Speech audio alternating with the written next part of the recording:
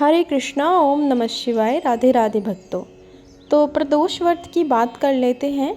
हमारा जो सितंबर महीने का दूसरा और आखिरी प्रदोष व्रत है वो शुक्रवार को 19 सितंबर 2025 को लग रहा है और पंचांग के अनुसार ये आश्विन महीने के जो कृष्ण पक्ष की त्रयोदशी तिथि है वो 18 सितंबर को रात्रि 11:24 पर शुरू हो जाएगी और 19 सितंबर को रात 11:36 पर समाप्त होगी।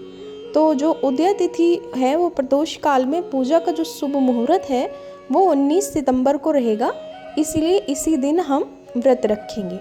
प्रदोष व्रत की रात में जो भद्रा है वो 11:36 पे 18 तारीख को जो है लग जाएगी और भद्रा का समापन जो है वो 20 सितंबर को होगा सुबह 6:08 पे।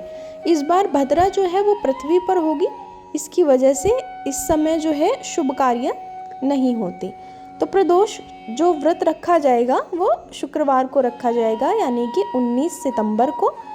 तो प्रदोष व्रत के रखने के पीछे जो कहानी है, जो फल है प्रदोष व्रत को रखने का, जो महत्व है वह आप सभी को अच्छी प्रकार से ज्ञात होगा, क्योंकि जो होते हैं प्रदोष व्रत वो साध्य योग का भी संयोग बना रहे हैं 19 सितंबर को। तो इस मुहूर्त में जब आप भगवान शिव और माता पार्वती की पूजा करेंगे तो आप लोगों की सारी मनोकामनाएं जो हैं वो पूर्ण होगी। देखिए, हिंदू धर्म में प्रदोष व्रत का खास महत्व बताया गया है। इस व्रत को रखने से शिव जी और माता पार्वती की कृपा से घर पे सुख शांति आती है। जो शादीशुदा जीवन होता है और शीघ्र विवाह के लिए, या आप अगर अपने करियर में असफल हैं और आपको आपकी मनचाही सफलता अभी तक नहीं मिल पाई है, तो अगर आप ये व्रत रखेंगे तो ये व्रत आप लोगों के लिए काफ़ी फलदायी माना जाता है। तो आइए अब शुक्रवार में पड़ने वाली इस त्रयोदशी तिथि की यानी शुक्र प्रदोष व्रत की कथा सुनते हैं। तो एक बार शुक्रवार के दिन त्रयोदशी व्रत पूजा विधि जो है वो सोम प्रदोष के समान ही है, यानी कि आप इसमें श्वेत रंग और खीर जैसे पदार्थ का ही सेवन करने का इसमें महत्व होता है। तो एक बार सूत जी बोले, प्राचीन काल की बात है, एक नगर में 3 मित्र रहते थे। तीनों में ही घनिष्ठ मित्रता थी। उनमें एक राजकुमार का पुत्र था, दूसरा ब्राह्मण का पुत्र था और तीसरा सेठ का पुत्र था। राजकुमार व ब्राह्मण पुत्र का विवाह हो चुका था और सेठ पुत्र के विवाह का गोना नहीं हुआ था। एक दिन तीनों मित्र आपस में स्त्रियों की चर्चा कर रहे थे। ब्राह्मण पुत्र ने नारियों की प्रशंसा करते हुए कहा, नारीहीन घर भूतों का डेरा होता है। सेठ पुत्र ने यह वचन सुनकर अपनी पत्नी लाने का तुरंत निश्चय किया। सेठ पुत्र अपने घर गया और अपने माता पिता से अपना निश्चय बताया। उन्होंने बेटे से कहा कि शुक्र देवता डूबे हुए हैं, इन दिनों बहू बेटियों को उनके घर से विदा करके लाना शुभ नहीं है, अतः शुक्रोदय के बाद तुम अपनी पत्नी को विदा करके ले आना। अब सेठ पुत्र अपनी जिद पे टस से मस नहीं हुए और अपनी ससुराल जा पहुँचे।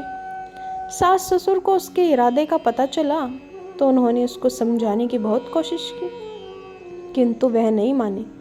अतः उन्होंने विवश होकर अपनी कन्या को जो है उनके साथ विदा कर दिया। ससुराल से विदा होकर पति पत्नी नगर से बाहर निकले ही थे कि उनकी बैलगाड़ी का पहिया टूट गया और एक बैल की टांग टूट गई। पत्नी को भी काफ़ी चोटें आईं। सेठ पुत्र ने आगे चलने का प्रयत्न जो है वो जारी रखा। तभी डाकुओं से भेंट हो गई और वे धन धान्य लूटकर जो है ले गए। सेठ का पुत्र पत्नी सहित रोता पीटता अपने घर पहुंचा। जाते ही उसे सांप ने डस लिया। उसके पिता ने वैद्यों को बुलाया। उन्होंने देखने के बाद घोषणा की कि आपका पुत्र 3 दिन में मर जाएगा।